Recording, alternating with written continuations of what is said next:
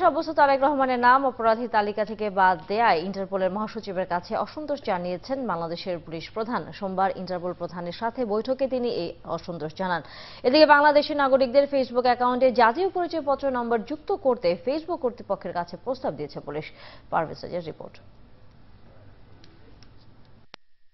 High court থেকে অর্থ পাচার মামলায় গত বছর তারেক রহমানকে 7 বছরের কারাদণ্ড দেয়া হয়। এর আগে থেকেই বাংলাদেশ পুলিশের পক্ষ থেকে লন্ডনে থাকা তারেক রহমানকে ধরতে ইন্টারপোলের মাধ্যমে রেড অ্যালার্ট জারির অনুরোধ করা হয়। সেই অনুরোধে সাড়া দিয়ে বেশ কিছুদিন তারেক রহমানের নাম ওয়েবসাইটে রেখেছিল ইন্টারপোল, কিন্তু গত বছর হঠাৎ করেই তালিকা থেকে সেই নাম বাদ দেওয়া হয়েছে।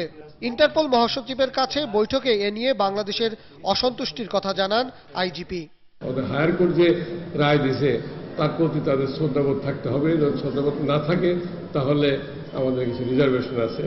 উনি বলছেন উনি সেটা সিসি সাহেবের সাথে ব্যাপারটা তুলে ধরবেন যে convicted accused they should not get any favour from Interpol. সোমবার